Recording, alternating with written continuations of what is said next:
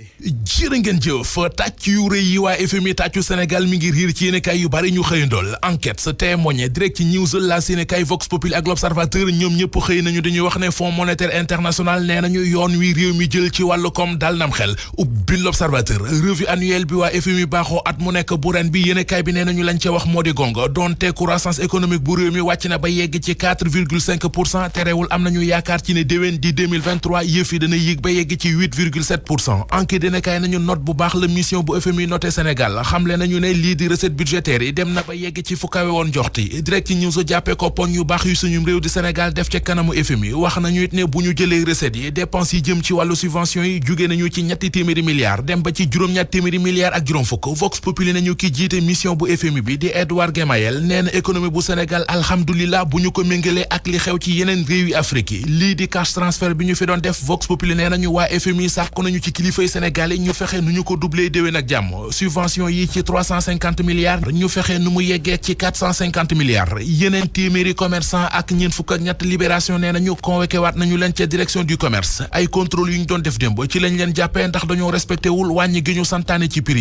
yi ñeenti téeméeri contrôle ak fukk ak juróom-ñeent journal bi nee nañu gaañi def nañu ko démb ñoo ngi woon ci diggante Ndakaaru Pikine Guédiawaye Kër Massar ak Tëngéej siisir nañu ci ñoom commerçant yi lu ëpp juróom-benn fukki tonnes yi suukar ak benn fukki tonnes yi ceeb ak juróom ak lu teg ak lu ëpp ñaari tonnes sungu fi meew le vrai journal nañu wàññi gi ñu bëgg ci njëgi bu ñu ko patam-patamee du sotti xëy na xel mën naa nangu njiitu réew Macky Sall jëli mesure ngir yëf yi woyof ci askan yi waaye nañu ko def joo gis nañu ko wax a koy jiitu bu ñu bëggee weñ loxob détaillant yi ngir ñu wàññi njëgi te wàññi wuñ loo grossiste yi ñoom détaillant yi fa ñuy mujj moo di jëndee fukk jaayee juróom te bu boobaa mën nañoo dem sax ba yegg ci bañ ji jëndeeti ci grossiste yi te bu boobaa pénurie mooy am ci réew mi Walf Quotidien di laaj ci xëtam mu njëkk waa UNACOIS fan lañu fare ne état bi jël nay mesure am ne nañu wàññi njëga dund yi yenn ci commerçant lànk kandaara ne duñu ko def bay daanaka alamaan fekk leen ci moo tax journal bi bëgg a xam lu ci taxawaayu UNACOIS ñu taxaw ci xët mu njëkk Soleil national li mu ñu xibaar ci xët mu njëkk moom yéenekaay bi moo di sunum réew di Sénégal toll na ci jamonoy bracelet électronique démb ci la ñu dalaw centre bi gàlloo surveillance gi yéenekaay bi nañu liñ ci bëgg moo di wàññi mandat dépôt yu bari ak it ñi ñuy denc ci kaso yu ñu fay toog diir bu yàgg di xaar seenub àtte mu di longue détention préventive yéenekaay bi xamal ñu ne junni bracelet électronique jot nañoo jàppandi am na it yeneeni junni yu ñu commandé Source A di ñu leeralal ci xët mu njëkk yan xeeti détenu ñoo mën a takk ci bracelet électronique yi marathon budgétaire bi war a am ci assemblée nationale ay waxtoo ci des Sud Quotidien ñu suba ci alxames yi ci lay tàmbale ay ministre war a jaar ci assemblée nationale ngir ñu wootal leen seen budget Sud jàpp ne marathon budgétaire ren bi du yomb ndax ni assemblée nationale bi tëddee bu opposition parlementaire bi deful wax waxeet Sud Quotidien nee nañu ministre bu taxaw ci seen kanam ñu war laa wooteel sa budget